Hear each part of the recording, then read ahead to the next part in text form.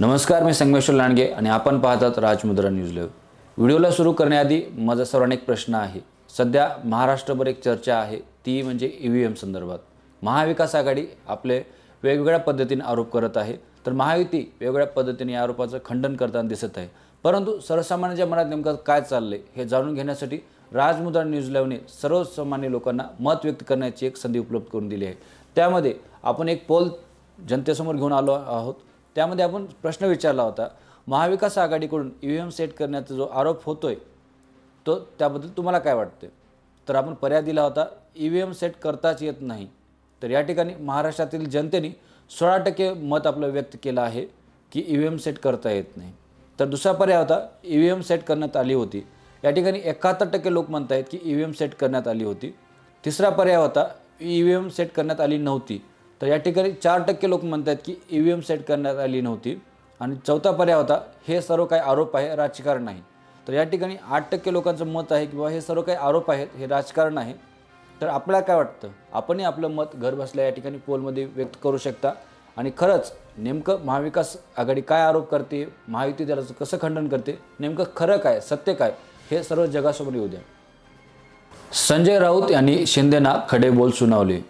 शिंदेंनी चक्क बाळासाहेब ठाकरे यांचं नाव सुद्धा घेऊ नये अशी भूमिका संजय राऊत यांनी मांडली। सीएम निवडण्याचे अधिकार त्यांनी दिल्लीला अर्थात मोदी आणि शहांना दिल्याचे समजत आहे। त्यामुळे संजय राऊत थेट मुख्यमंत्री एकनाथ शिंदे यांच्यावर कडाडले।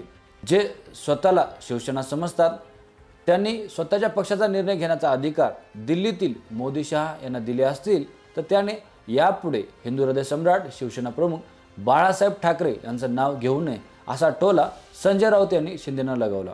विधानसभा निवडणुकीत महायुतीला 235 जागांचं प्रचंड यश मिळाले असून एकट्या भाजपच्या 132 जागा निवडून आले आहेत। यामुळे स्वबळावर सत्ता स्थापन करण्यास केवळ 13 जागांची आवश्यकता आहे। भाजपचे मित्रपक्ष व काही अपक्षाने भाजपला पाठिंबा दिला असून मुख्यमंत्रीपद भाजपकडेच राहणार हे जवळपास पक्के झाल्याचे समजत आहे। आता मुख्यमंत्रीपदाची माळ कुणाच्या गळ्यात पडणार याची जोरदार चर्चा रंगली असतानाच मुख्यमंत्री शिंदे यांनी पत्रकार परिषद घेऊन मुख्यमंत्री पदावरील आपला दावा सोडला। वरिष्ठ नेते म्हणून मोदी शहा जो निर्णय घेतील तो जसा भाजपसाठी अंतिम असतो तसा तो शिवसेनेसाठी अंतिम असेल असे या ठिकाणी शिंदेंनी जाहीर केलं होतं। त्यांच्या या विधानावर खासदार संजय राऊत यांनी प्रतिक्रिया दिली आहे। ते काय म्हणतात आपण पाहूयात। जे स्वतः शिवसेना स्वतःला समजतात त्यांनी त्यांच्या पक्षाचा निर्णय घेण्याचा अधिकार दिल्लीतील मोदी शहा यांना दिले असतील, तर त्यांनी यापुढे हिंदू हृदय सम्राट शिवसेना प्रमुख बाळासाहेब ठाकरे यांचं नाव घेऊ नये असं त्यांना अधिकारही नाही असं ते म्हणाले। एकनाथ शिंदेंनी मुख्यमंत्री निवडण्याचे सर्वाधिकार मोदी शहांकडे सोपवल्याबाबत पत्रकारांनी विचारलेल्या प्रश्नावर राऊत म्हणाले की प्रश्न असा आहे की त्यांचा असा दावा कसा असू शकतो?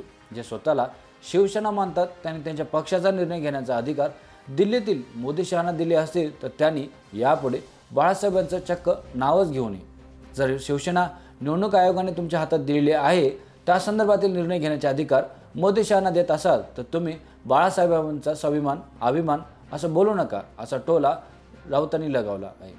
युतीमधील 2 पक्षांनी निर्णयाचे अधिकार दिले आहेत। आता दिल्ली ठरवणार महाराष्ट्राचं भविष्य असंही या ठिकाणी संजय राऊत म्हणाले।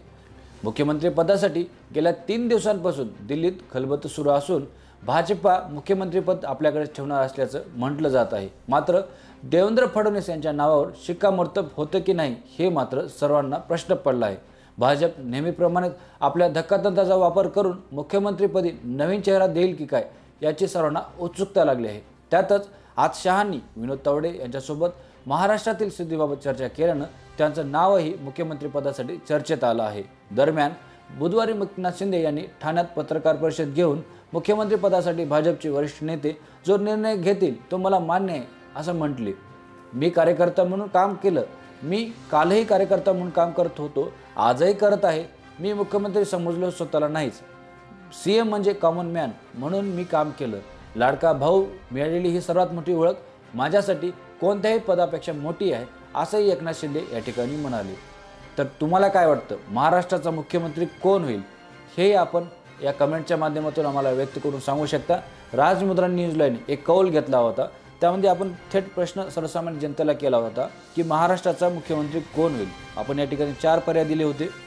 तर पहिला पर्याय होता देवेंद्र फडणवीस, तर त्यांना 35% लोकांची पसंती महाराष्ट्रातून दिसत आहे. दुसरा पर्याय होता एकनाथ शिंदे, त्यांना 52% लोकांची पसंती मुख्यमंत्री पदासाठी दिसत आहे. तिसरा पर्याय होता अजित पवार, तर 5% लोक म्हणत आहेत की अजित पवार हे मुख्यमंत्री व्हायला पाहिजेत.